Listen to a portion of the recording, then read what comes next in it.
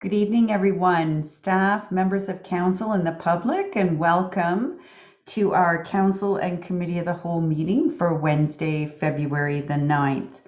If you haven't already done so, could you please mute yourself if you're on Zoom with us, or and also mute any electronic devices that you might have. And I'll try to remember to mute myself when I'm typing so I don't interfere with the meeting. I'm going to start this evening with a land acknowledgement, and the town of Innisfil acknowledges that we are situated on treaty land that is steeped in a rich Indigenous history.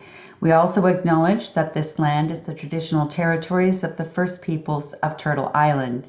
It is shared between the Anishinaabe peoples of Beausoleil First Nation, Chippewas of Rama First Nation, and the Chippewas of Georgina Island First Nation, and we thank them for their generations of stewardship.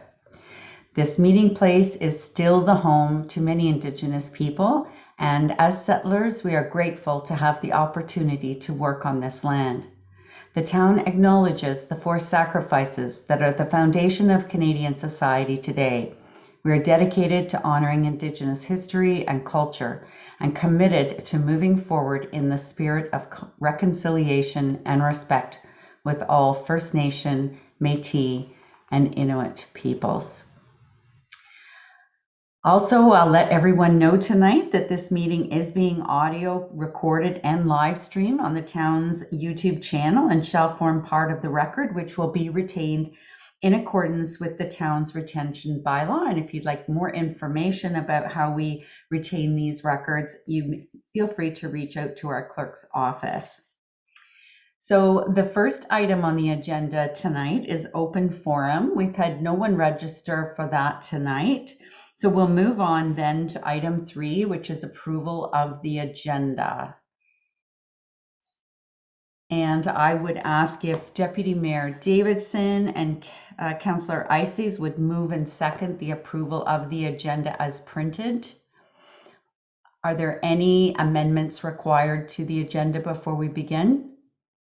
Seeing none, all those in favor? Any opposed? That is carried. Next, I'll ask if there's any disclosures of pecuniary or conflict of interest on tonight's agenda.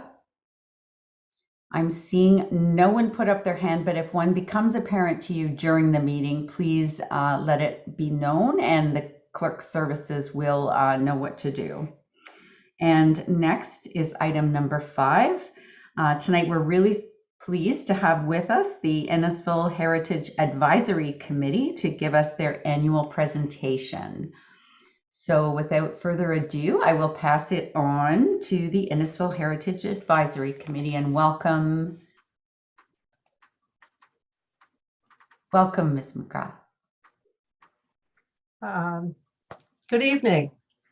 My name is Deb Crawford. I'm with the Innisfil Advisory Heritage Committee, and it is truly a pleasure to be here tonight.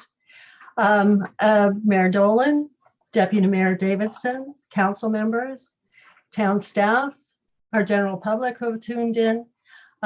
We just want to give you a very brief update about the Heritage Committee. We're excited. The Annual Heritage Week is coming up, and we do want to make sure that you know that we appreciate all the support that you've given us over the past year and prior to that.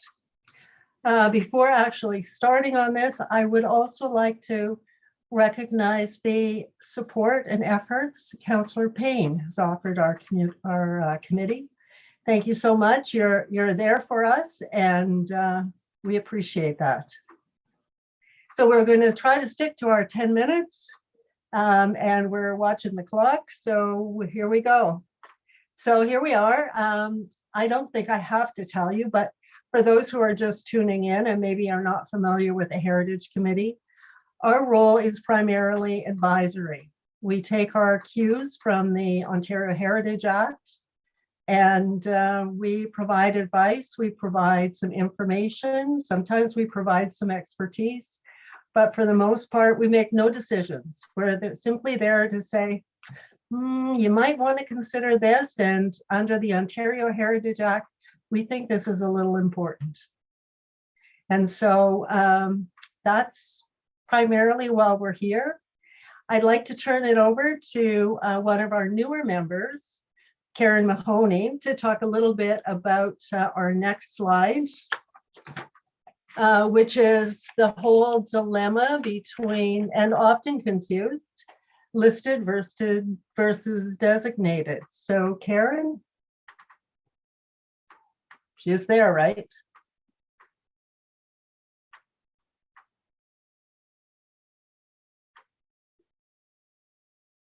I'm not seeing her. Ms. Crawford, I am not seeing her in the meeting. I'll just ask clerks to check the waiting room to see if there's anybody waiting to get admitted. It's hard to do this online. It is quite awkward. We've come a long way in the last 2 years, but you know, there's still things that are much better in person. So I hope not, if she's not there, I hope nothing's happened, but I can move ahead with this. If you could, the deputy clerk has just indicated she is not in attendance, so she may have had difficulty logging in. It wouldn't be the first time. So if you wouldn't mind continuing, Ms. Crawford. Yes, thank you. So just to be both listed and designated are options under the Ontario Heritage Act, but listed is a bare minimum protection. Really, it is just sort of a flagging of the property to identify that there may be some cultural heritage value. We usually have, before we make any recommendations, do a fair bit of research to determine whether or not there is some potential value. And then designated is protected under the Ontario Heritage Act. Primarily, it's against changes to the facade that would change the actual look of the building. But sometimes the property owners have done an incredible amount of work inside the building and want it preserved, and that can be as identified as part of the designation process. One of the key things, and it's a benefit to residents in Innisfil, is if your property is designated and is protected, you are eligible for the property tax relief program, and that can make a significant difference and work towards maintaining your labor of love, which is your designated house. Could I go to the next slide, please? In the past year, we saw changes to the Ontario Heritage Act, and I know you have some information coming later on in your meeting to this, but I just wanted to point out that there were really 3 changes that we sort of felt, and that was the increased emphasis on defining the heritage value of the properties and the stringent timeframes, and of course the new Ontario Land Tribunal. We're all kind of learning about what that means and how that plays in our lives. But I guess we'll learn as we go along. And next slide, please. So when we're looking at defining heritage value, one of the key things is architectural. And as you can see, this is the Nightingale House. It's an absolutely beautiful example of Victorian Gothic. It's been beautifully restored. When you were looking at heritage value, this is a property that you would look at from an architectural perspective and say, oh my gosh, I would hate to see a bulldozer drive through the middle of that based on what it is. And you'd want to protect it as much as possible. And the next slide. This is kind of a different, it's historical. And when we first looked at this, we were not, we were kind of undecided until we actually did the research around the Quantz family, who were very early settlers. Well, actually, they were very early purchasers of land in Innisfil. And the one piece of property that was bought for one of the sons is this one. And it was bought in around the 1830s. And you'll notice that there's always a mistake, isn't there?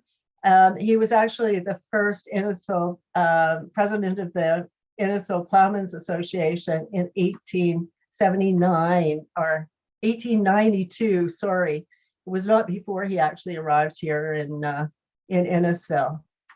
It is the last remaining farmhouse built by this family, and we felt it was worthy of at least a second thought and a second look as time goes on. And then finally is the next slide, please, is the whole contextual value. And this is my favorite little village, as I'm sure you know, and it is Churchill. And it goes back into the 1830s. There's probably a collection of less than a dozen of the original properties around this intersection. And I honestly, I can't resist commenting on the fact that the county is determined to widen the Yonge Street Road to go from doorstep to foundation for all of these buildings in the name of progress, which is really very sad. Probably that magnolia tree you see in the bottom will not last very long either. So that when you're looking at contextual value, you're looking at your streetscape and how things fit into it. This is one of our very early villages and may be forever changed. Okay, next slide, please. So we move on to promotion and education, which is one of our key responsibilities. And I do hope I have Andrew Payne here with us. Andrew is also one of our newer members. And I know that he's worked hard on putting together the promotion and education component of the Heritage Property Award. So I'm going to turn it over to you, Andrew. Yes, thank you, Deb. And we have done quite a bit of work over the past year on education and promotion. Our first shot at the Innisfil Heritage Property Awards was brought forward this year for the 2021. As we moved through the process, we decided that 3 categories should be considered: residential, commercial, and adaptive reuse. Given the challenges with the prolonged pandemic and the virtual world that we're all still operating within, the uptake of this year's nominees was rather limited. So with that, we did have a limited number of entries to the competition. So, but we are excited that we were able to pull it off this year, and certainly look forward to doing the same thing in 2022. So anyone that is on the call or watching on YouTube can get more information at innisfil.ca. The link that's right there. I'm not going to read the whole thing out. So next slide, please. So without further ado, the winner is Dallas and Jennifer Dunkley in Cookstown. This is in the residential property category. So congratulations to Dallas and Jennifer. And as we kind of come out of the pandemic, whatever that may look like, we certainly look forward to taking the opportunity to promote and recognize this winner for the first annual Innisfil Heritage Property Award. So with that, I will turn it back to you, Deb. Thank you. All right, thank you. And next slide, please. So the pandemic has not been helpful when it comes to celebrating some of our heritage properties. We're hoping that when spring comes and perhaps COVID takes a backseat, so we'll be able to recognize the designation of the Sloan Doherty Farm. And I know come Heritage Week, where thanks to Mr. Jacob, we will be publishing a number of articles around reuse of some of the unique reuses of properties in Ontario, or in Innisfil. And last but not least, as Andrew mentioned, that we've got great hopes for the 2022 property awards. And next slide. And this is our last slide. And I would just like to give a very, very strong thank you to Kevin Jacob. He's with the town, and he is our support. He holds us together. He keeps us on track. He responds to our inquiries. He's fabulous. And thank you so much, Kevin, for all you do for us.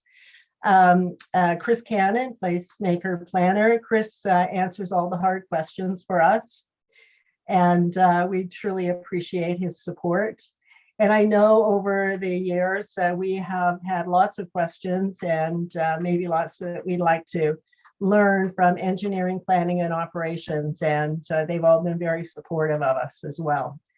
We have a following in our community, and I would like to say thank you to those folks. They know who they are, and they give us some advice and make some recommendations and say, no, you don't mean that, you mean something else. And that works for me too. And then finally, I would like to thank all of you, Mayor Dolan, Deputy Mayor Davidson, and members of council. You've supported our recommendations. You've tried to help us through this year, and we'd really appreciate it.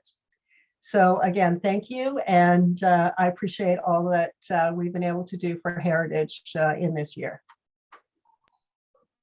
And that's it for us. If you have any questions, we would be more than happy to do what we can. Thank you so much. Appreciate that. And I have to start with an apology. I introduced you but as another hardworking Deb in our community, the wrong Deb. I called you Deb McGrath instead of Deb Crawford, and I apologize for that.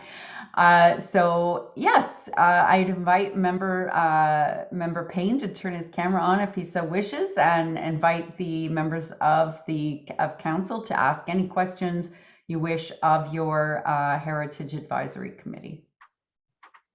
Councillor Payne.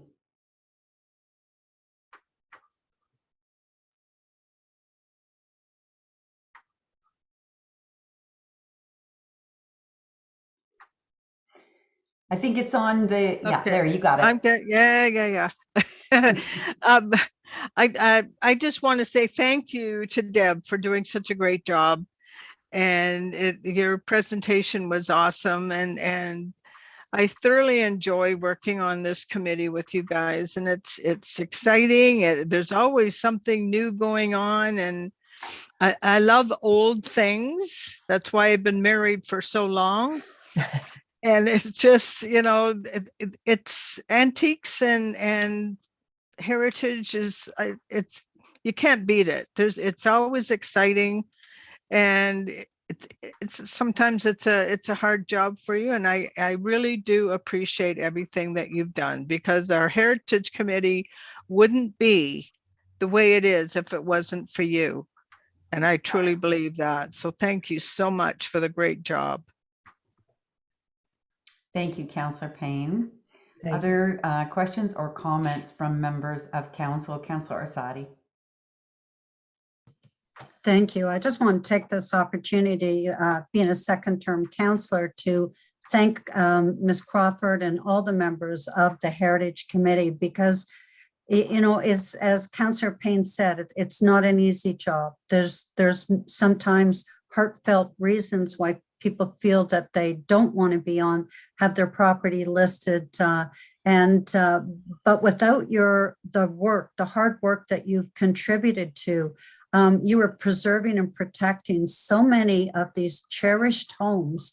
And people sometimes are not aware of it until they see a bulldozer coming in and taking one down, and then going, oh my goodness, that poor building, why did it disappear? Well, all of the members of your committee are doing everything you can to preserve Innisfil's history and heritage, and we value that dearly. And I just wanted to say thank you, and also for the reports that you put in that are very detailed and give us a full understanding of what you're asking us with the description, so we have better information to vote on them.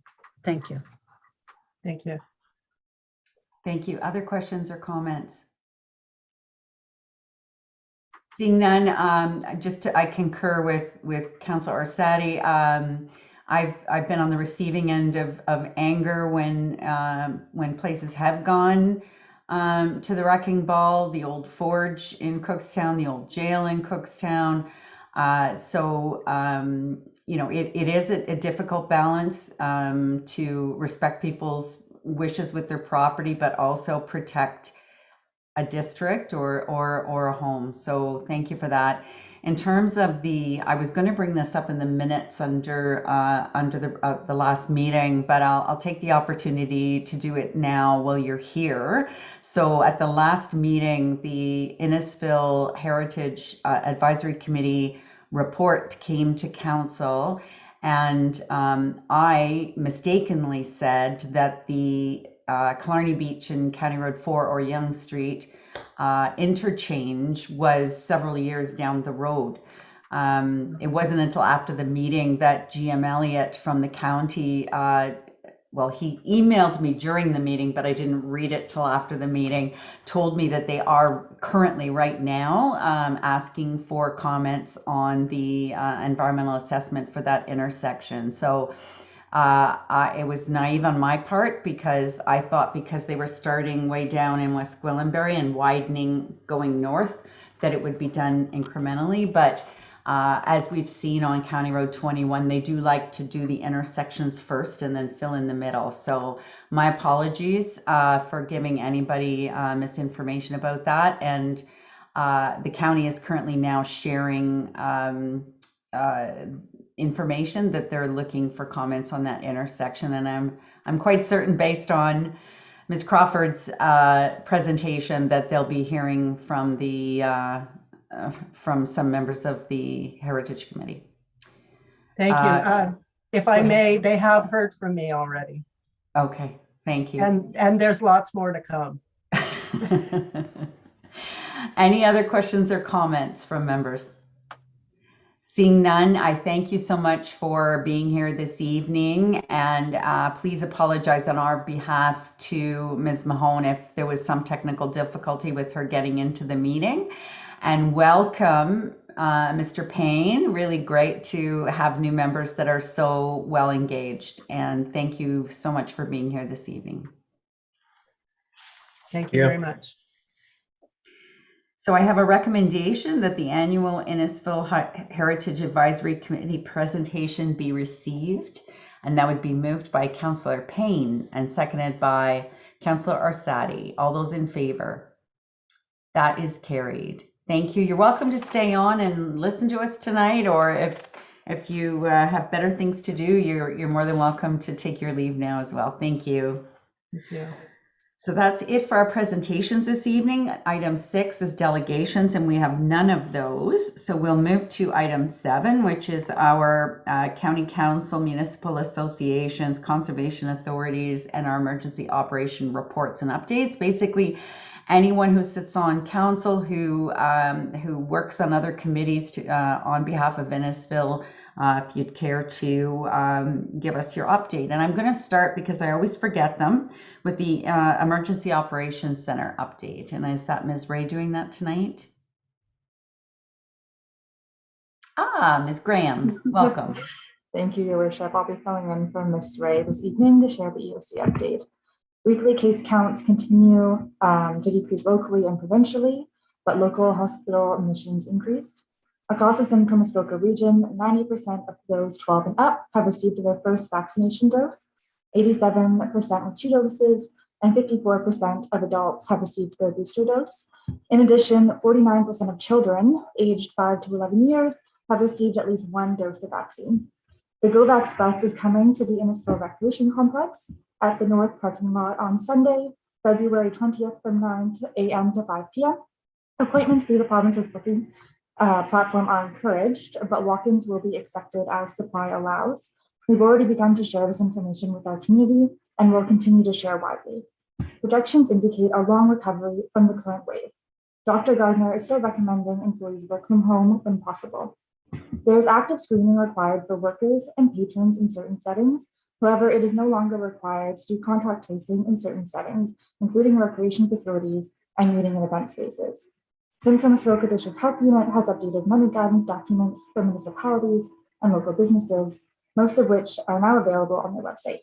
In accordance with provincial regulations, rec facilities were permitted to reopen at 50% capacity effective January 31st. Capacity for spectators at our arenas is set to 80. Active screening is still required for all patrons, including participants, coaches, volunteers, and spectators. Town staff will be on hand at the door to do verbal confirmations of COVID screening questions at entry, as well as QR code scanning for proof of vaccination. Outdoor rinks no longer require physical distancing, and capacity signage has been removed from the rink in Cookstown. Customer service at Town Hall is now open 3 days per week for walk-in service on Tuesday, Thursday, and Friday. Appointments are still being taken as needed, and virtual and phone channels remain open through the week. We continue to reevaluate as we go. On the staffing front, we continue to have a low number of individuals self-isolating. Departments continue to wait for shipments of rapid tests, which are delayed across the province. And finally, EOC had moved to weekly meetings in January in response to a flurry of COVID-19 activity, but we are now back to bi-weekly meetings as needed. Thank you. Thank you so much, Natalie. Any questions to Natalie about the EOC? Thank you. Any other reports to be brought forward this evening? Deputy Mayor, did you want to report on County Council? Thank you. Yeah, County Council, we did have some discussions, but I'm going to bring it up a little bit later under one of the items that we're dealing with tonight. I think it's the item C1. I think that ties in with what County discussed regarding the consultant's report on more efficient services, especially around water and wastewater. Okay. Thank you. Thank you. Councillor Nicol. Your Worship, just on behalf of the Nottawaslaga Valley Conservation Authority, our last meeting, we held our elections again, and proud to announce that both Marianne McLeod of Collingwood and Gail Little of Amaranth were both acclaimed to their second term as chair and vice chair. Thank you. Thank you for that. Councillor Waters.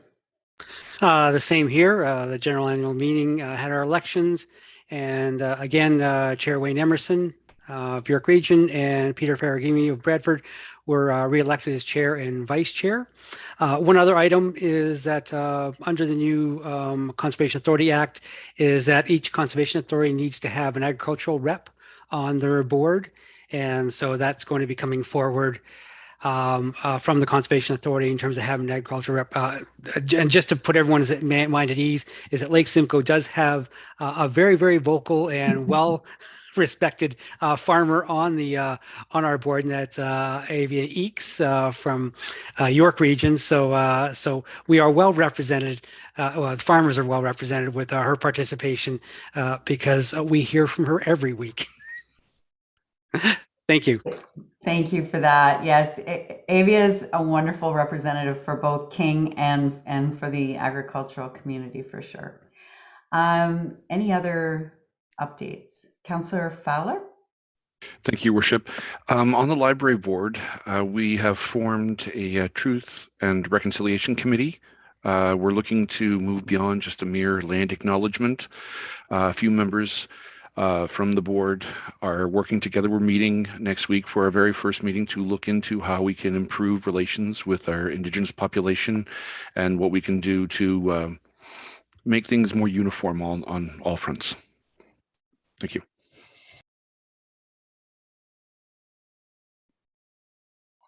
Thank you, Councillor Fowler. And did I see another hand? Councillor Van Berkel. Thank you, Your Worship. We did have an in-service meeting in the past month or so, and the highlights were that the zebra mussel cleaning of the intake pipe is still ongoing. It won't continue until sometime next spring. Approximately 205 meters have been cleaned out, and there's another 95 meters left to clean out. It's the work is slightly over budget by about $45,000. We are still working with our septic haulers, looking for alternatives where they can dump their septic once the plant our plant closes down. We discussed some of the tax rolling arrears for people that, that are in arrear of paying their sewer and water bills. And there's approximately, I think there was 250 or so, if I'm not mistaken, that were in arrears for $100 or more. And we're in the process of finding out that it's normal or it is more here than anywhere else. We should find out in the next meeting. The hybrid work arrangement policy was put in place, as well as the vaccination policy, which is much the same as ours here for the town, was put in place. And an emergency contingency for water and wastewater update. And I think that pretty well covers our meeting, the last meeting. Thank you, Councillor. Any other updates? My only update would be that I did attend a roundtable with Premier Ford and Minister Clark on affordable housing, and that was the Sunday of the Roma conference, and attended there on behalf of small urban municipalities in Ontario.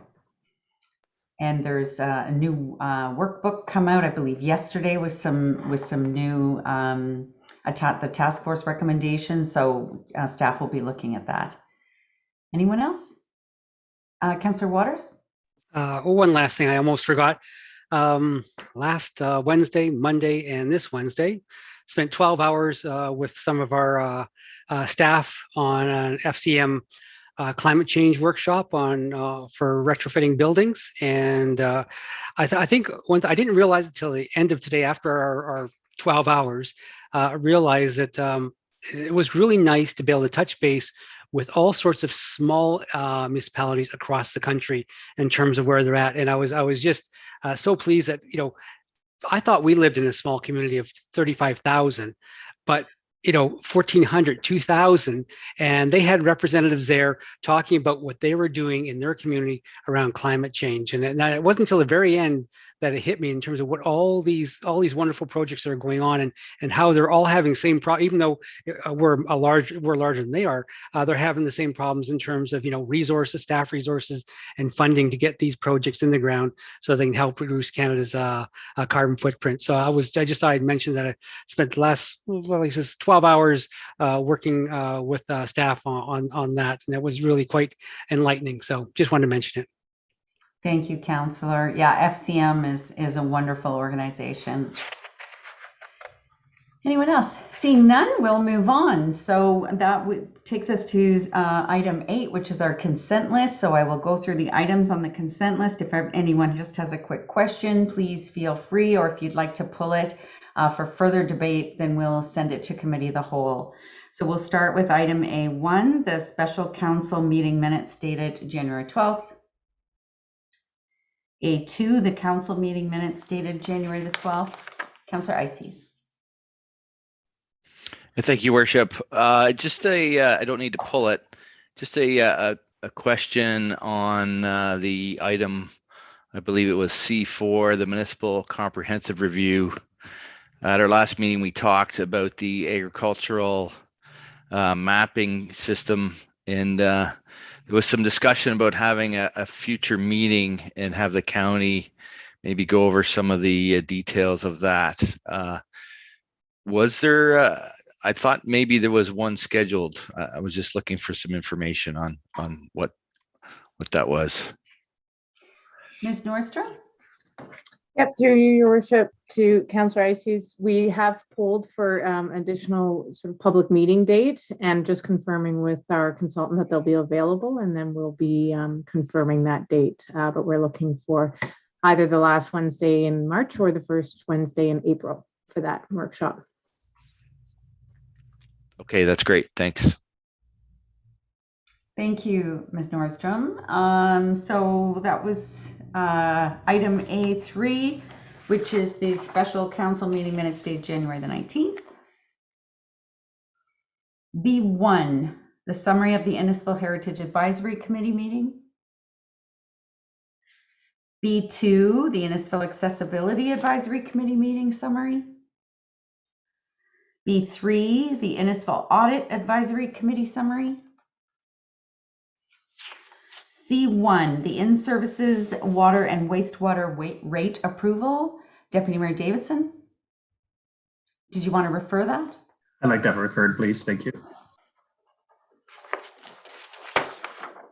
C2, the staff report regarding the procedural bylaw review for 2022.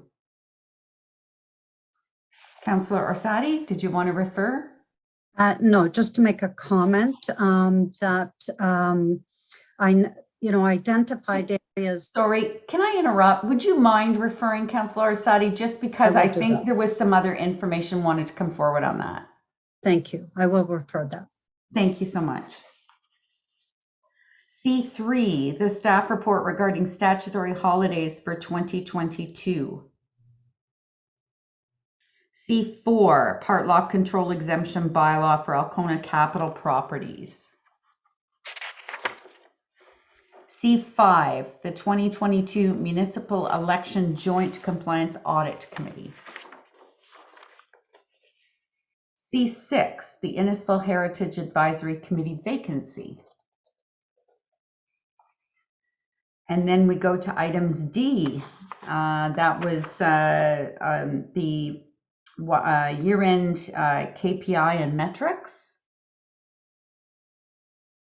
I just want to make a point of saying how great it is to get this type of information, data collected. I know we hear, many times probably when there is an issue with someone not getting information back soon enough or something not being completed. But very rarely would somebody phone and say, hey, I called customer service, I got the answer I needed and everything was great. So we only hear about the ones that don't work properly. So to get this kind of metrics so that we can get a true picture of just where our gaps are and, on the basis of continuous improvement, but also knowing that we are doing very well. And I just wanted to make a quick note of one thing. Well, actually a couple of things where we've made great leaps and bounds. One of them was the community engagement, that the Get Involved participants went from 158 engagements in 2018 to 4,400 in 2021.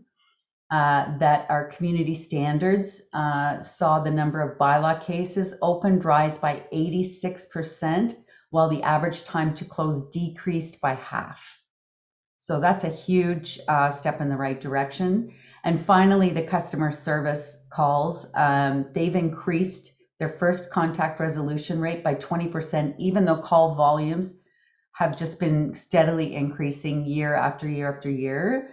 And I would also say, although it's not in the data, but also the tone and the temperament that they've had to deal with over the past 2 years has also increased, which is which says a lot for our customer service team, that they're able to de-escalate so quickly. So I know CAO Jershow's on here, and I just wondered if he had anything that he'd like to add about that or the customer performance metrics. Thank you, Your Worship. No, I really appreciate you offering those comments for council and for the community, because it is important that we measure how we're doing and identify what's working well and where we can continue to improve. And I will say that upon my joining the town of Innisfil late last year, a number of members of council expressed to me their interest in hearing about, how are we doing? How are we performing as an organization? And this is a topic that the senior leadership team has also been talking about and, is very much being used for improving how we manage our operations. So I'm very pleased to be able to bring this update forward, and I hope it's useful to council. Thank you, CAO Jershow. Councillor Orsatti. Thank you. And I just wanted to make a comment as well, how much I appreciate these reports, and also recognizing the amount of work. And I think it's good for residents to see with customer service. Inbound digital inquiries increased by 209%. And so that just shows you the change during the pandemic that staff have had to handle.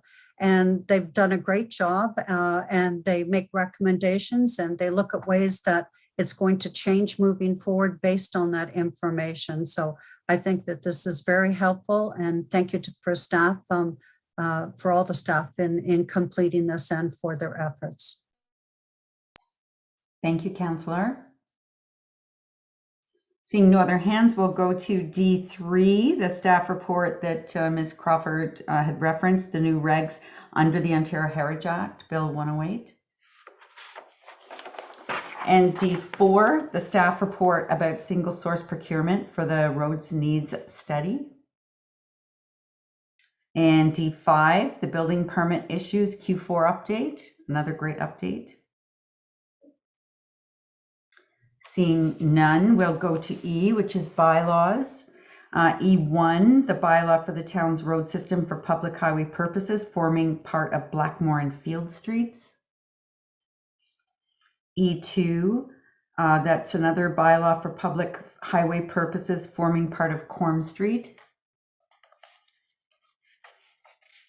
And then F1 is correspondence for action, is the Association of Municipalities of Ontario AMO policy update with a very, very long recommendation.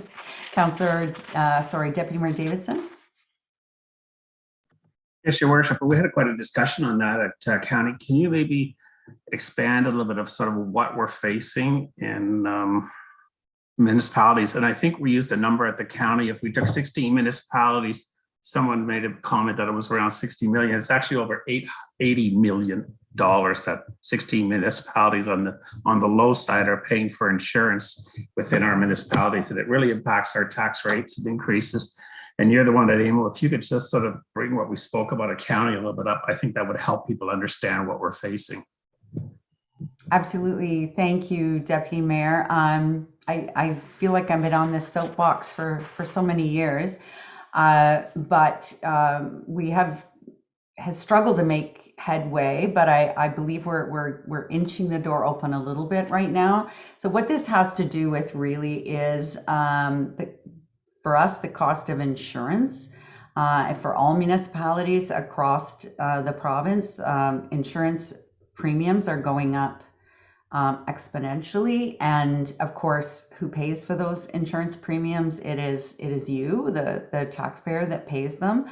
And then the other chill that it puts on municipalities, it makes municipalities more risk adverse, because we want to make sure that we're not if we're like letting people toboggan, is that going to increase our insurance rates, those types of things. Now we understand we don't want to take away the outside activity that our residents enjoy so much.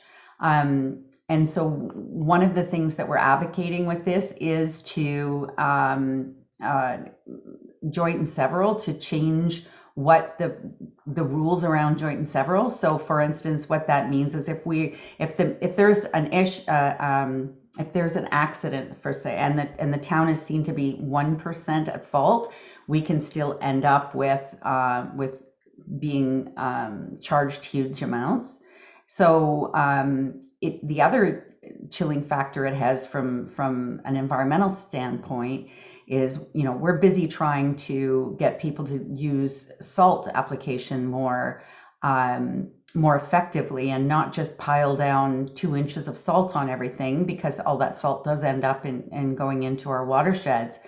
But again, with joint and several, big box stores typically want to add more salt than they need to avoid getting claims for anything. So before the COVID, we did participate in a survey with Attorney General Downey that he asked us to provide him with some examples of claims against the town. The one that always rings, and there's many, but the one that rings in my mind is being we were served because a car hit a deer, and that the town was somehow should have been able to keep deer from going on the road.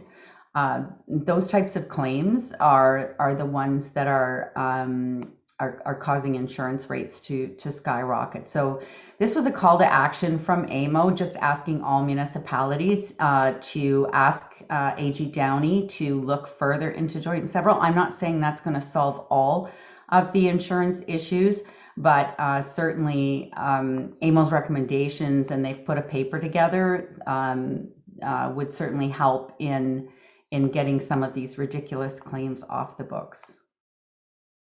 I hope that helped. I think I confused everybody more than I helped, but any other questions or comments on this item?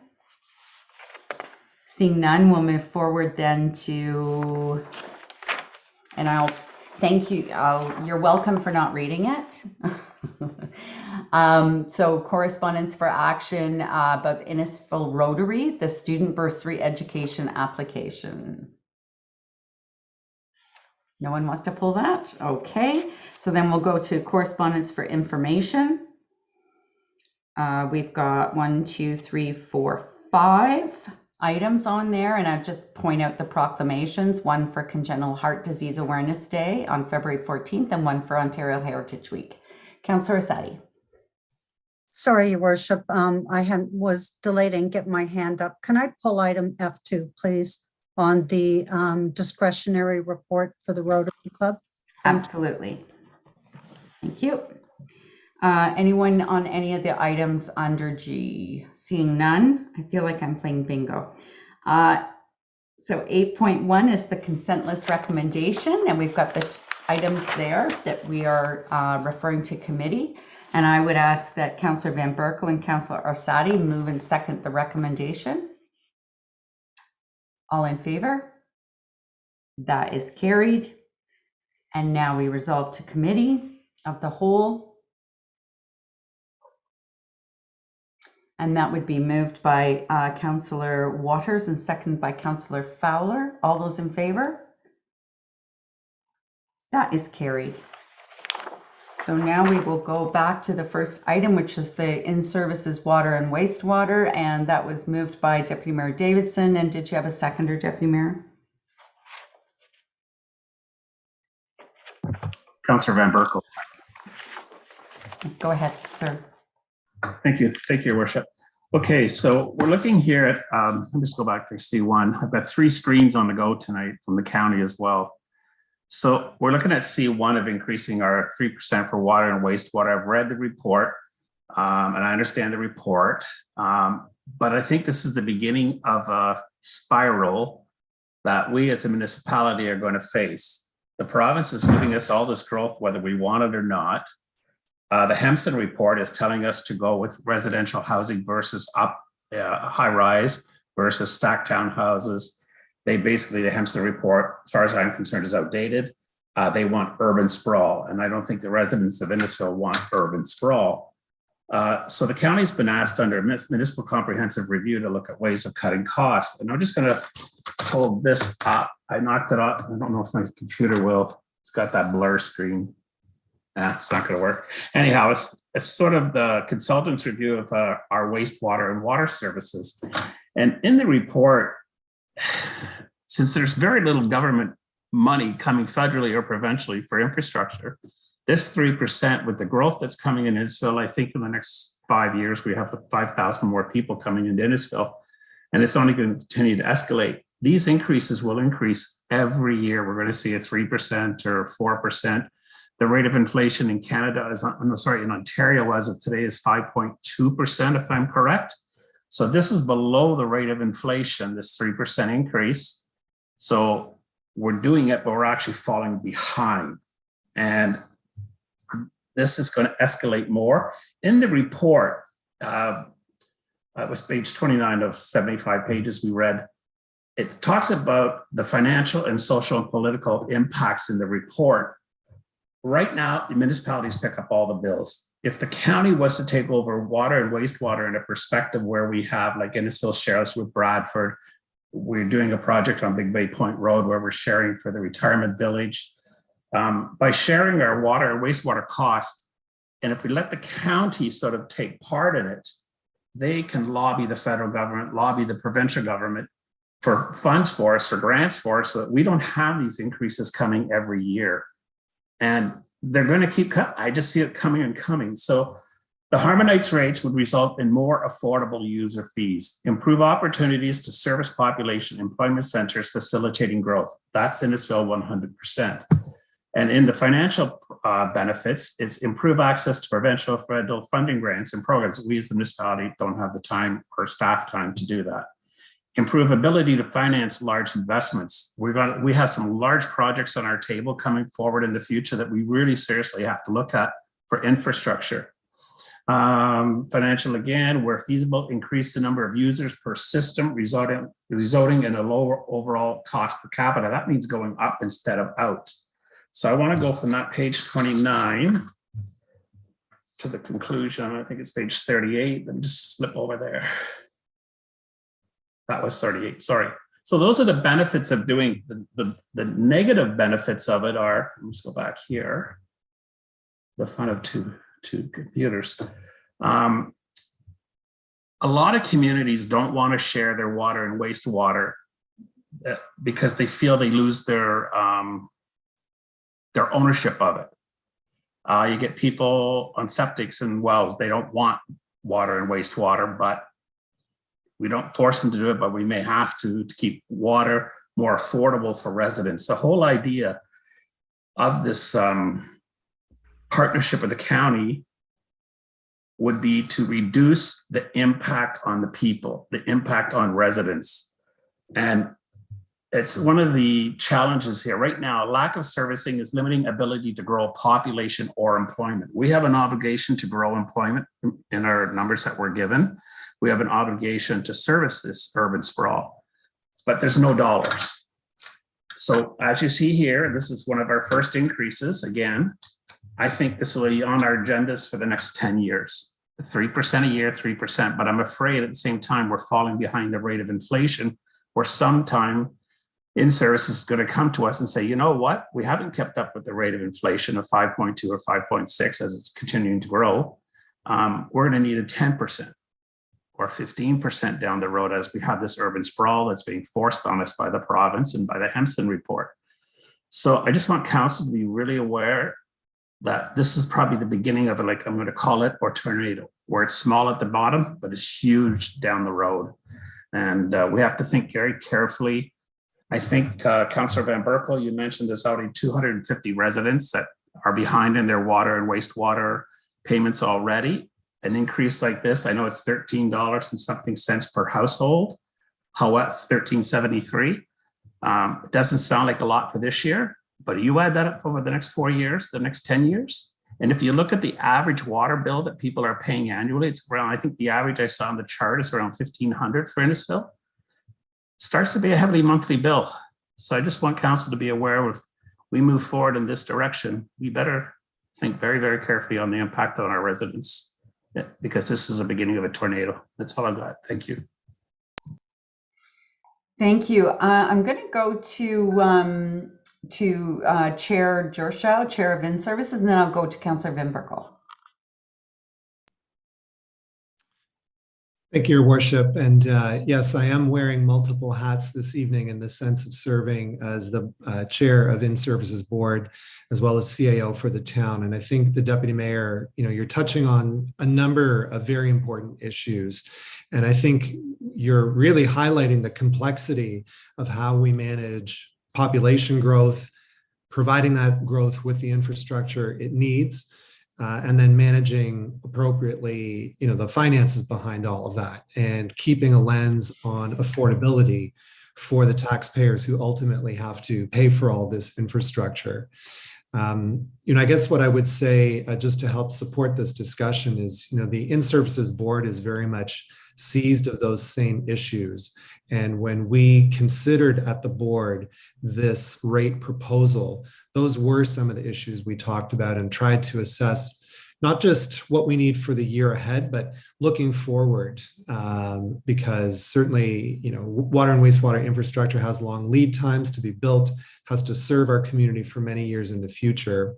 And this is also a case where, I certainly know from my previous experience, there are requests made of the province for provincial funding support. I think from a town and in services perspective, that's something we have been trying to pursue and will continue to pursue. So I hope that helps a little bit, but I guess just to say that the in-services board is definitely seized of those issues. And from both an in-services and town perspective, we're very much engaged in the county's MCR process, keeping an eye on the water and wastewater study that RB Anderson has just completed and that the county task force is currently considering.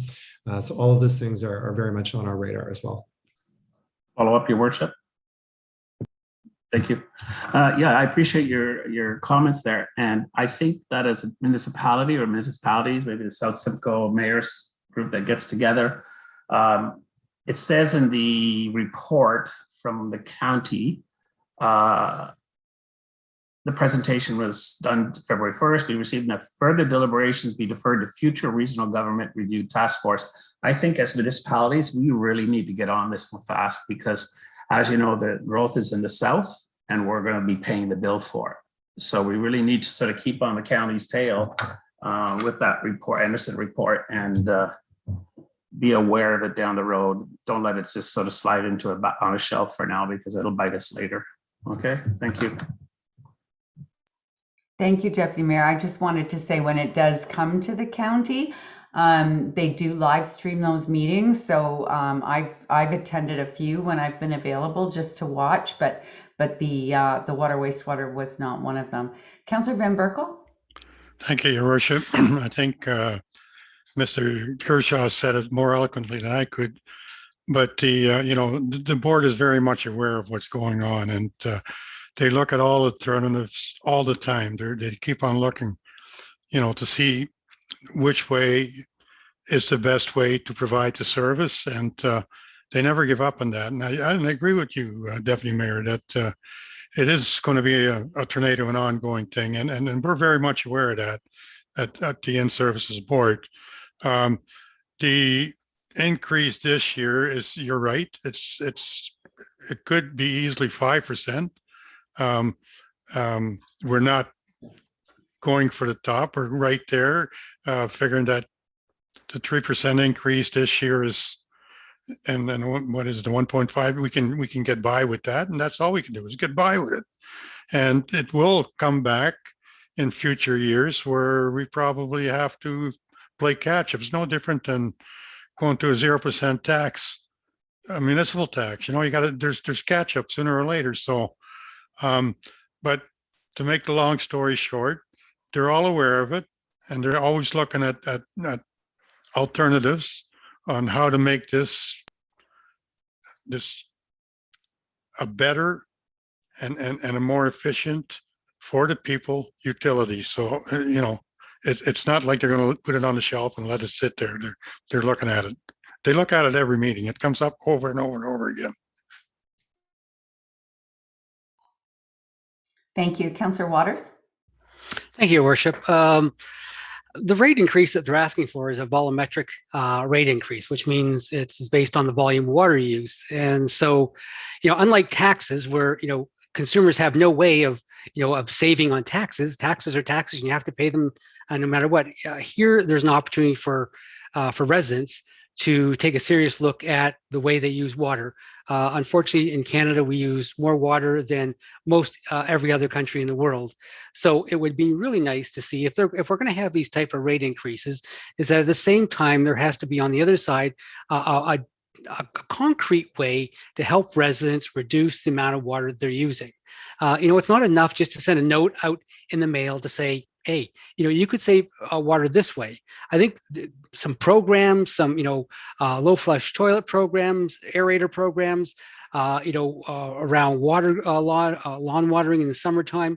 There's all sorts of ways to help residents reduce the amount of water. So these types of increases don't impact residents. And so I don't see, I would really like to see as part of this, a concrete program by in-services to help residents reduce water consumption, because we do use a lot more than we actually need. I just think, we need to be shown most definitely how to do that properly. Thank you, Councillor or Deputy Mayor Davidson, then Councillor Van Berkel. Thank you, Worship. Yeah, Councillor Waters, I agree with you. I think years ago, we had a project in Innisfil, Dr. George Chaparral, I think, put it forward, where we provided shower heads at one time. Maybe if it wasn't the municipality, it was the province was doing it. That's kind of gone away to the wayside. We also, at one time in the last 16 years or so, I remember something with toilets. There was something available, whether it was provincial or not. Maybe it's time again that we look at the provincial government. It is election time. So to see if we can, and climate, I see there's another item on our agenda here about climate change and how water does impact it tremendously. So maybe it's time we ask in-services to sort of look and see what grants are available to, again, bring awareness to the conservation of water. I think that would be fantastic to bring those things back. And Innisfil is a family community. It's very much so it uses a lot more water. Thank you. Thank you, Councillor Van Berkel. Thank you, Your Worship. I also agree with Councillor Waters. I think, if you don't use water, you're not going to increase in this, the way this is structured. But I also think that maybe that when the bills go out, maybe a little bit of education, telling people exactly what Councillor Waters was talking about, and Deputy Mayor, that there are ways of saving water. Educate the people a little bit, use less, pay less. Councillor Waters.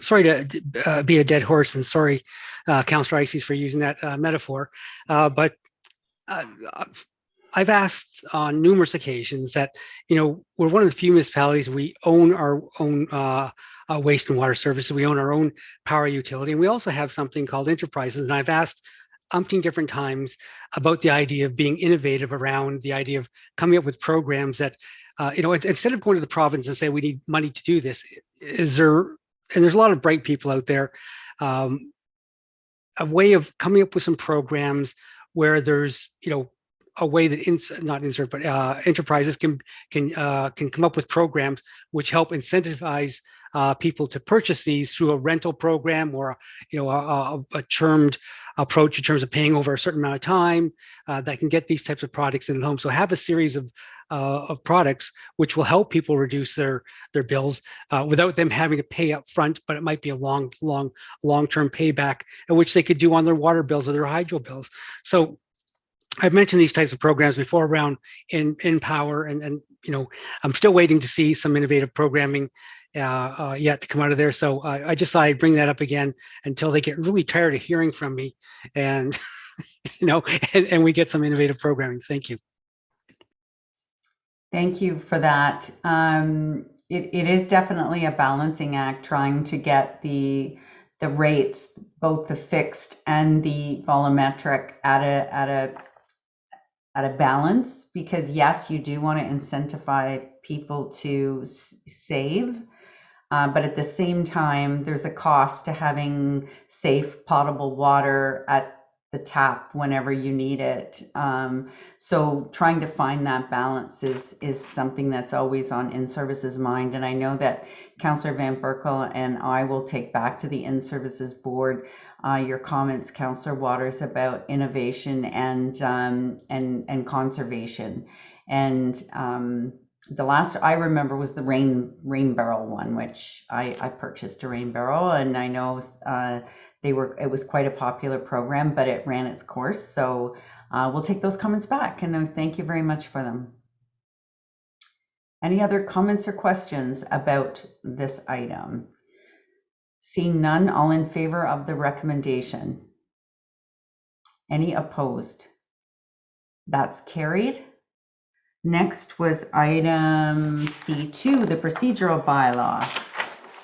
And I interrupted you in your comments, Councillor Orsatti, and asked if you could find a seconder for the item. Councillor Nicol?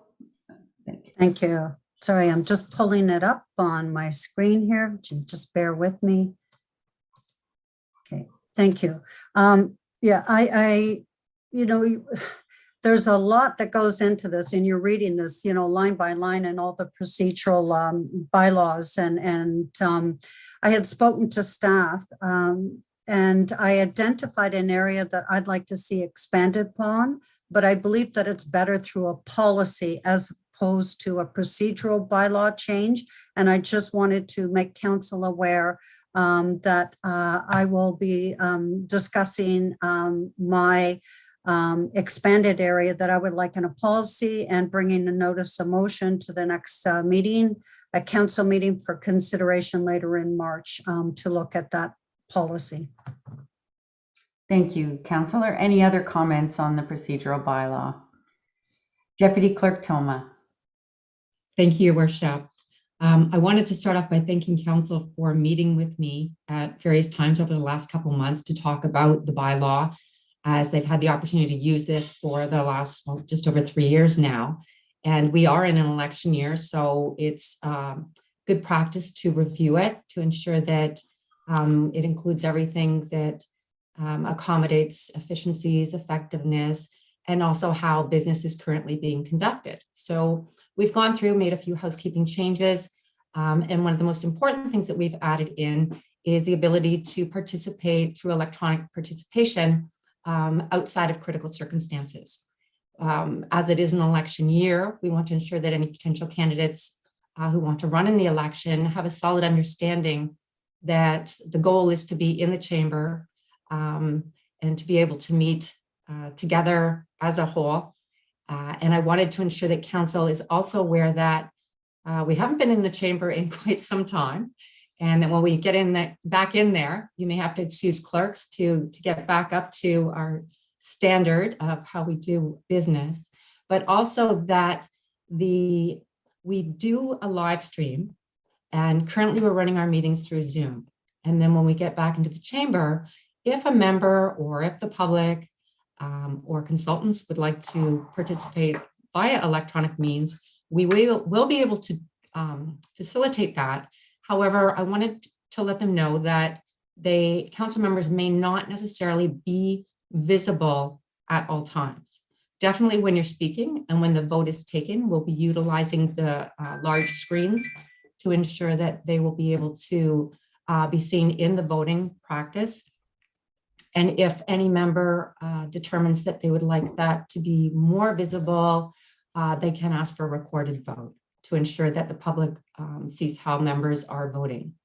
I also wanted to thank Dave Ross for taking the time to meet with me in the chamber to play council to see how that would work. And we believe that we will be able to accommodate that.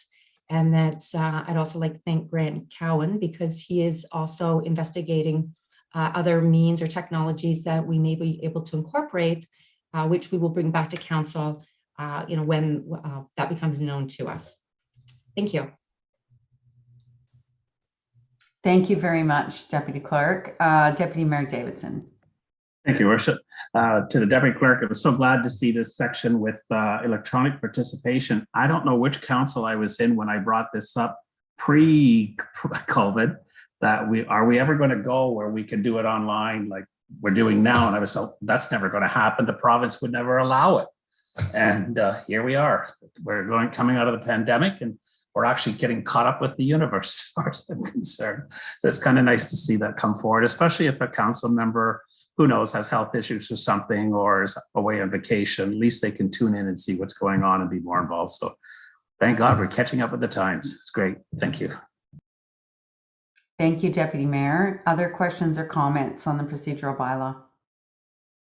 I just wanted to say that I know that everyone is struggling with the electronic participation and how that was going to work. And it actually was something the province was asking municipalities to comment on prior to COVID, but it was very difficult to get consensus amongst members.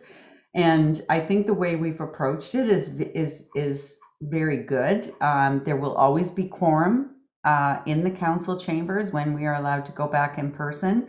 And there's a limit to how many meetings each council person can attend electronically.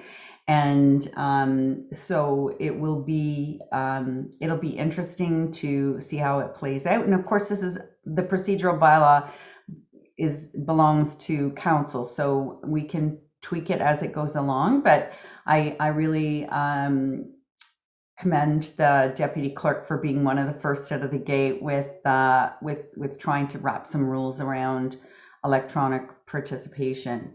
I just had one comment too about the land acknowledgement statement, deputy clerk. And also the committee of the whole. I know at one point we were talking about a revolving chair or first of all, a revolving every meeting having a different person say the land acknowledgement statement, as well as revolving the chair for committee of the whole. But I didn't read anything in there about that. Actually, thank you, Your Worship. We do have that in the bylaw currently that provides for the chair to ask council members. We had embedded that in the last round when council last viewed it. If you'll just bear with me, I would like to pull that. I after the when you asked if there's any questions, I thought, oh, that was easy, and I closed my my bylaw. Sorry, Deputy Mayor, I meant like, was there like, there's no schedule? Like, I know it's certainly that the chair can. Discretion.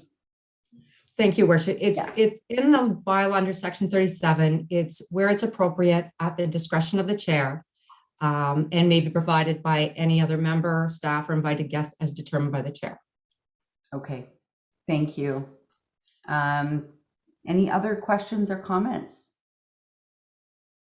And finally, I would just also like to acknowledge those that are always never acknowledged, and that's our IT folks, because they are behind the scenes and everybody just expects it to work, and they're the hardworking people that make it all work. And Mr. Ross spends every Wednesday night alone in council chambers to make sure that we all we are live streaming properly. So thank you for that. All right, so we have a mover and a seconder. All in favor of the recommendation regarding the procedural bylaw? That's carried. Next item that was moved forward was F2, and Councillor Orsatti, did you have a seconder? Thank you. I see Deputy Mayor's hands up. Thank you. I don't have a change to this, and it's not about denying this application. It's just some clarification on the request. And I noticed in it, it's Miss Botham, Tammy Botham, that is the evaluator's name and the recommendation for support. So I just want to just sort of clarify on this. I mean, because the Rotary does so much good in the community, and this is, I certainly understand the bursary that they have given for the past 4 years, looking at this for a student, a graduating student from Nantar Shores that supports the community in community-minded initiatives. And we need to do everything we can to make sure that our, our youth have that recognition. It's so important because it encourages others to do it. But I just want to just sort of clarification on, because the town is giving 2 bursaries to Nantar.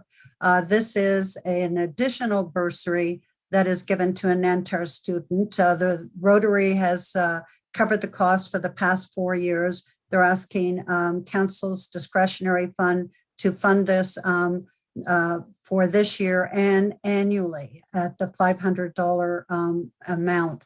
And I'm just wondering, is there additional organizations in Innisfil requesting bursaries for schools? I know that the town gives money to St. Pete's for a graduating class. And I'm just wondering about additional organizations coming forward. And are they all stacked at the same school? Because we're going to be having a Catholic school that's going to be built in Innisfil. So if if I could just get maybe, I see Miss Botham's name is here and I see her. And if I could just get a little bit more information on that. Thank you, Miss Botham.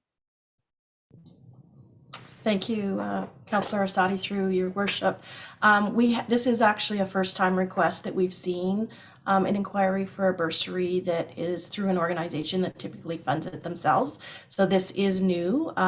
There is probably the chance of it coming again from other organizations. And yes, council sponsors the Nantire, $1,000, a male and a female, and also St. Pete's, and it has varied, but typically around the $500. I will let council know that staff are currently working at updating the guidelines around council discretionary. If you remember, it was in conjunction with the Innisfil Inspiring Innisfil Grant portfolio. So it was kind of the extra items that weren't covered under the grant. And now without that, as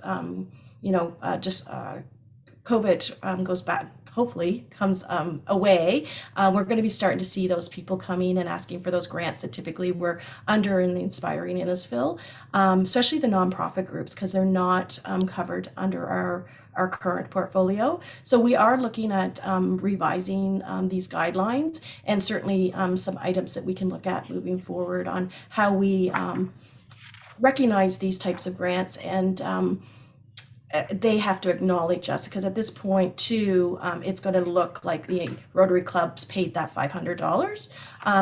So we are looking at that moving forward. Okay, thank you very much. Thank you, Councillor Asadi. Anyone else have any comments on that item? Seeing none, all in favor of the recommendation?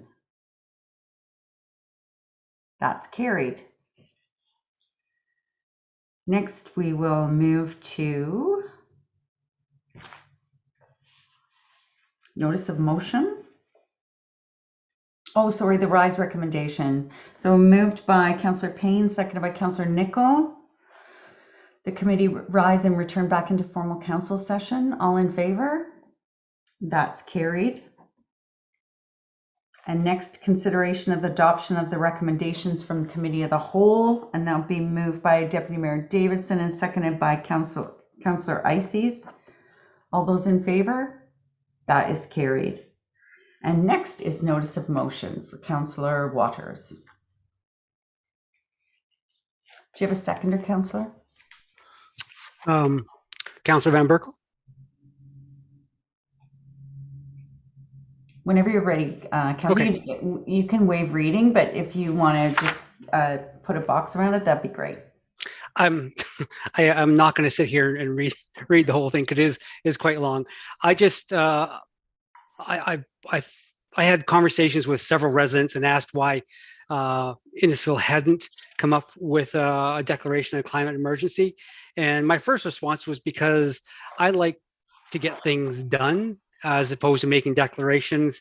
And I thought council and the town and staff were all on the same trajectory in terms of trying to get Innisfil to be more sustainable, creating a better quality of life for its residents.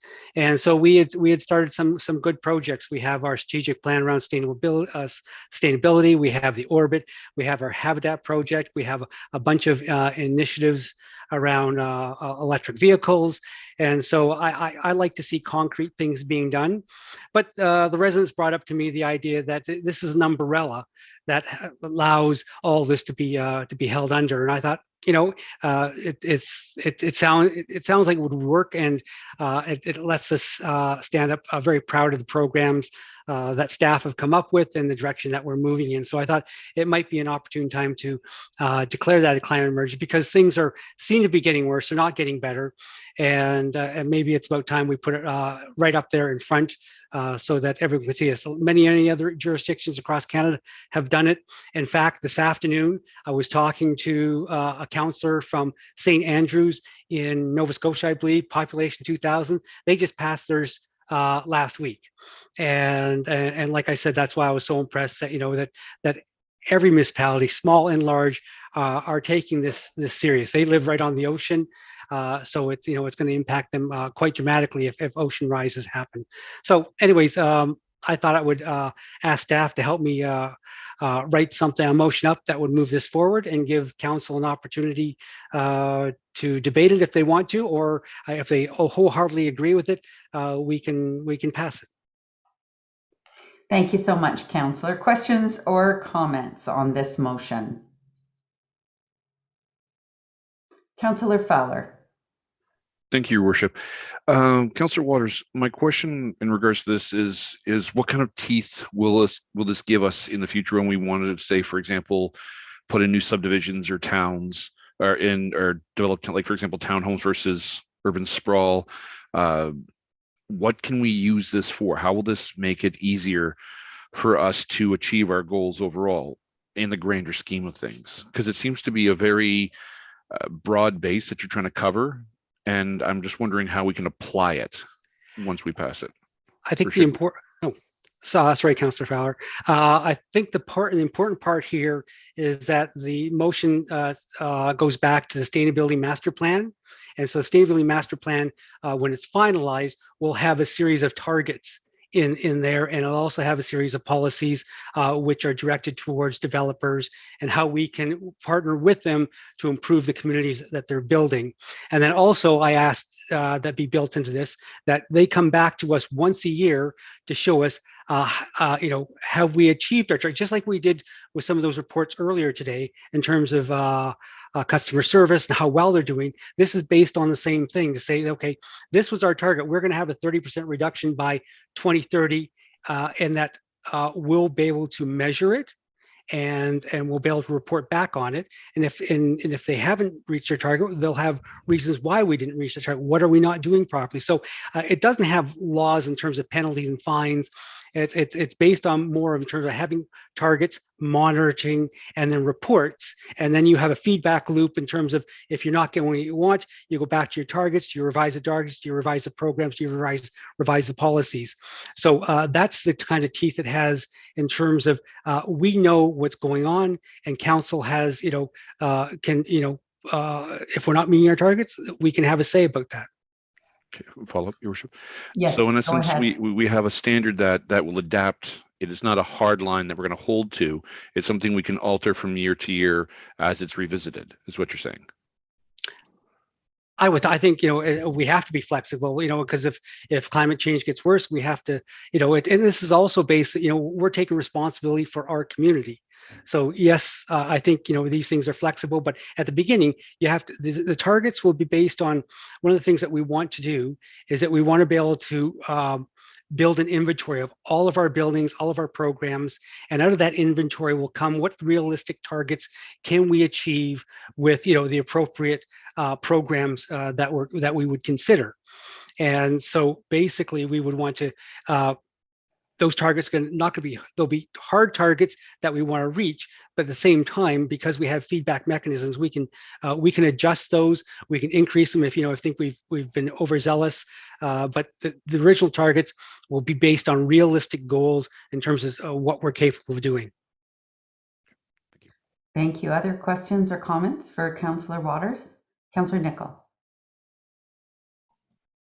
Thank you, Worship. Just firstly, as a proud employee of a New Brunswick-based company, I can tell you St. Andrews is in New Brunswick. Oh. There is a St. Andrews in Nova Scotia as well, but it's not on the water. So, but yes, yeah, thank you. I apologize for that. I know exactly where that is. Just a couple of comments, if I might. I did have some questions that were raised by some residents concerned that this might be leading us down a path to some sort of new local carbon taxing, along with new budget items leading to increased property taxes as well. But I don't see that here, and I truly hope that that isn't the case. I think we all see the need to be better stewards for our planet. And I was curious on how this new motion might impact the budget, which was just last meeting increased and passed.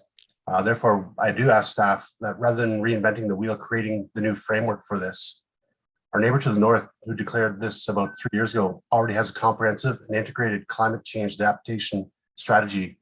I wonder if staff can look to incorporate elements from that document to import in those aspects that fit into our own sustainability master plan. Thank you. Good comments. I'm wondering I'm not sure if our sustainability person is here, but Mr. Kane. Thank you, Your Worship, and through to Councillor Nicol. Yes, we're not proud to take the best of the best from around us. And it's funny, I was actually texted some material through related to your comment just this evening. So yes, we're not there to reinvent the wheel where it's already been invented. We only do it when we need to. So rest assured, we will incorporate best practice into that plan moving forward. Thank you, Mr. Kane. Other questions or comments? Councillor Eisses.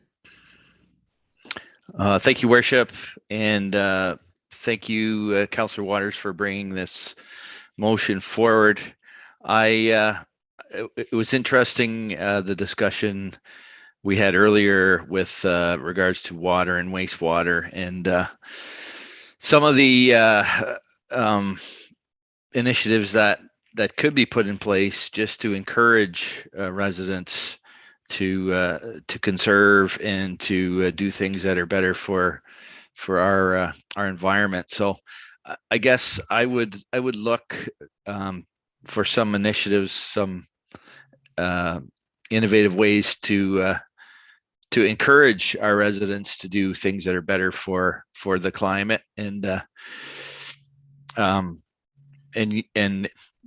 find innovative ways to do that. I think back on the farm in the early 2000s, the province had an environmental farm plan program where farmers were asked to evaluate their practices and see where they could make improvements to lessen their environmental impact. And they would see things that they wished to improve on, and there was actually some cost sharing available for farmers to be able to help when we needed to upgrade things that were better for the environment. So it's those kind of initiatives that I would definitely look forward to, where it's more of a encouraging, it's more leadership shown by our town, and instead of as Councillor Nicol referred to, just having a tax that makes things magically disappear, which we know isn't the case. So it's more about changing people's habits and realizing the impacts of how we are living. So appreciate the motion that was brought forward. So those are my comments. Thank you, Councillor. Councillor Arsadi. Thank you, Your Worship. I think it's a timely motion, that is being discussed all around throughout municipalities. And I appreciate Councillor Nicol's comments and the concern about, cost effectiveness and not trying to reinvent the wheel and finding ways that we can borrow from our neighbors and ways to do this, because I think, whoever said it's realistic targets, and we don't have to go kamikaze, but it's about achieving and educating along the way. So I'm just wondering from staff perspective on staff staffing on this and workloads. I'd just like to get some input from member of staff, not knowing. Mr. Deloy. I got two. Thank you. Yeah, I'll start, and then the CAO can finish up. But certainly we have one staff member dedicated to this full time.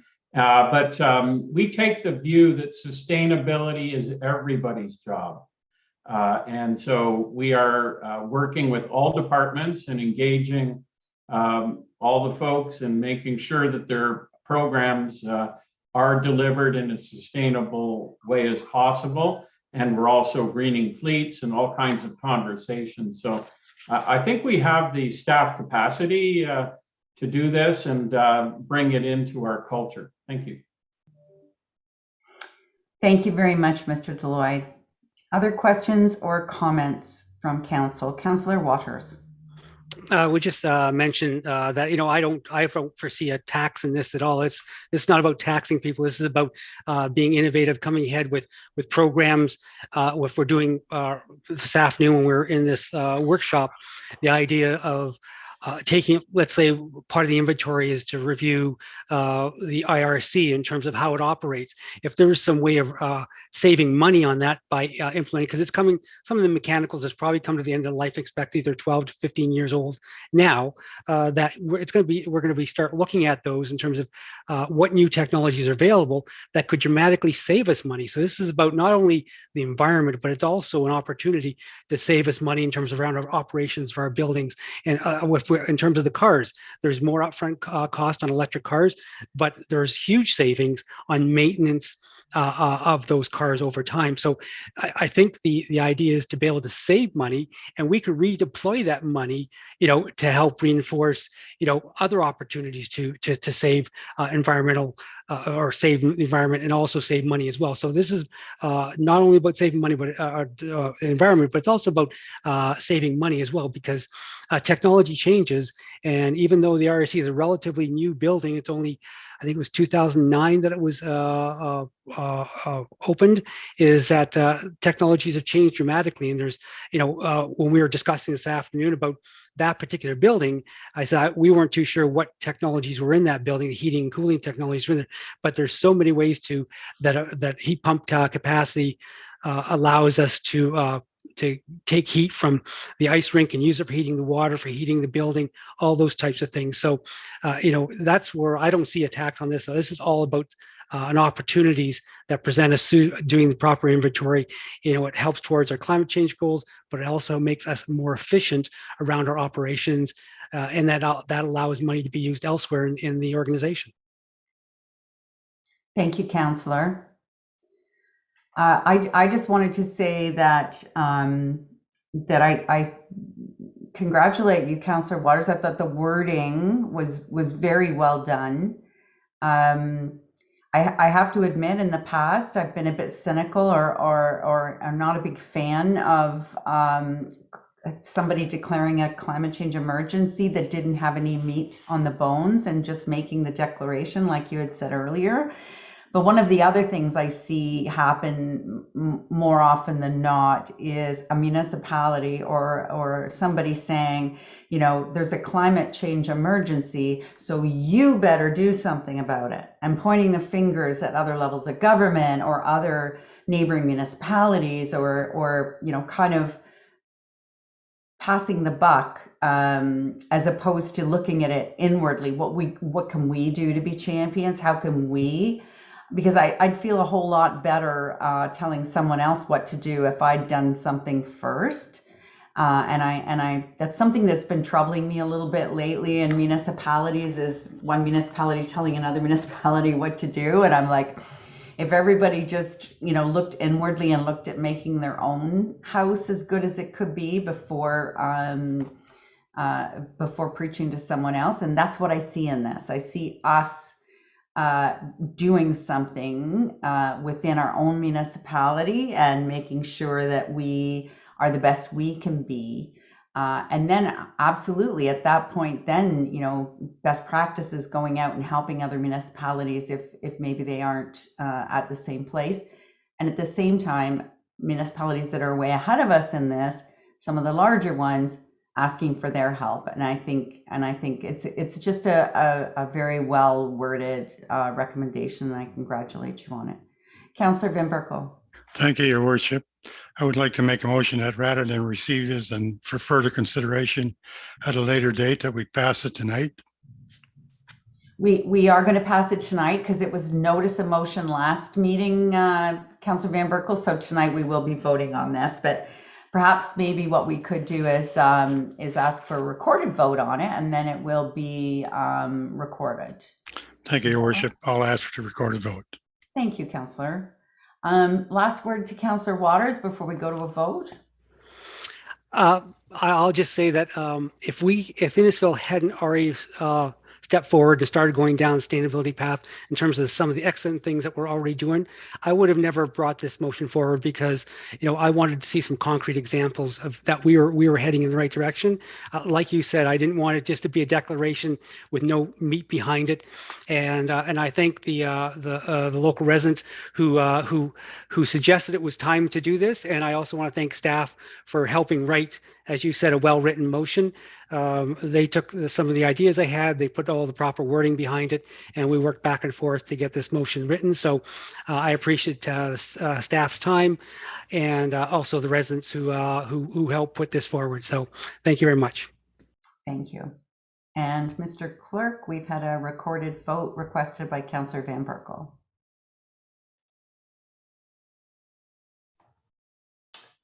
Good evening, Your Worship and Council. I will go through our randomized order of members of Council, and if you could turn on your mic and say for or against. Starting with Councillor Ices. In favor. Councillor Nichol. In favor. Councillor Fowler. In favor. Deputy Mayor Davidson. In favor. Mayor Dolan. In favor. Councillor Payne. In favor. Councillor Waters. In favor. Councillor Orsatti. In favor. And Councillor Van Berkel. In favor. That is carried unanimously. Thank you, Mr. Clerk. And thank you, Councillor Waters. And now we'll move on to item 11, which is announcements from members of council. Does anyone have any announcements? Councillor Orsatti. Thank you, Your Worship. Just that the many members of the library board, including myself, attended the OLA conference, Ontario Library Association. It was held over 5 days. So a lot of Zoom meetings, a lot of great webinars and live chats. And that's where some of the ideas of looking at, there was a whole board day that was all day Saturday. And that was just for members of library boards to sit in workshops, share ideas. And it's always very constructive. Proud of Innisfil Library and all the staff that attended and the members of the library board. Thank you. Thank you, Councillor. Any other announcements? Seeing none, on the same theme as Zoom meetings, I attended the Rural Ontario Municipal Association conference. I already talked about the roundtable on affordable housing, also did several delegations for the county. And Deputy Mayor Davidson, I can tell you one of them was with Minister King of Surma asking for infrastructure dollars for water and wastewater funding, and to our employment lands both here in Innisfil and up at the Lake Simcoe Regional Airport. And then later the same day also did a delegation on behalf of the town, and also one with Minister Parm Gill and Minister Clark, and I'm sure I'm missing someone. But it was a very well organized virtual conference, although I'm really over virtual conferences and I'm really hoping that we can get back and meet in person sometime soon. I wanted to remind everyone that there's a Land and Lake Public Open House on the 17th, again held virtually, and also that the Go Vax bus is going to be at the Innisfil Rec Complex on February 20th. That's the Sunday of the Family Day weekend. You can, as I think Ms. Graham told us earlier, they will take walk-ins. They prefer appointment, but they'd absolutely take walk-ins. This is partly in response to the fact that they came a few weeks ago to the Canadian Tire, but never told anybody. So they didn't give the town a heads up that they were coming. So I think they're coming back because of that, but we're happy to have them. And I think there's some members of council who have signed up to show up that day and hand out free coffee or hot chocolate. And have a chat with people while they're lined up to go inside the bus. And then that was all. Oh, and then I just wanted to say I had the opportunity. Not sure I reported this or not. Did I report about the anti-Semitism conference that I attended? So I was asked by to attend an anti-Semitism conference, and it was really very interesting. There was Mayor Tory from Toronto, Mayor Watson from Ottawa, Mayor Brown from Brampton, and Mayor Lehman from Barrie, and myself talking about. And I want to thank one of our local residents, Marvin Geist, for sitting with me and talking to me about the Jewish history in Innisfil, and also Councillor Van Berkel, who is always such a champion to the Jewish Orthodox communities that we have here in Innisfil. And it was well received, I believe. And I also had the opportunity to be part of a panel. It was called Tech Nation, and got to talk about all the innovation in Innisfil. And it was there was about 120 people from across Canada, and it was a great talk. It was hosted by the VP of Microsoft, and the other, besides myself, the other two municipalities were Toronto and Fredericton. So we're really punching above our weight here in Innisfil, making a name for ourselves, and it was a lot of fun doing it. And my final announcement today would be to wish our very own Councillor Payne a very, very happy birthday tomorrow. And I hope you get the whole day off, no Zoom, no phone, and just enjoy your birthday. Any other comments from anyone? Councillor Orsatti. Just that I will be joining other members of council on next Wednesday in the Hordinsky Community Kitchen as we prepare meals in the meal sharing program. Thank you. Looking forward to that. Aprons on. Thank you. And that's all of our announcements, I believe. I don't see any more hands. So we'll go to the confirming bylaw. And that would be moved by Councillor Van Berkel and seconded by Councillor Orsatti, that the confirming bylaw be adopted for tonight's meeting. All in favor? That is carried. And then it would be moved by Councillor Alex Waters and seconded by Councillor Fowler that we adjourn at 8:41 p.m. And we'll see you all in 2 weeks' time. All in favor? That is carried. Thank you, everyone. Have a lovely evening, and thanks for your attention to all those who stayed with us all through the meeting. Have a good evening.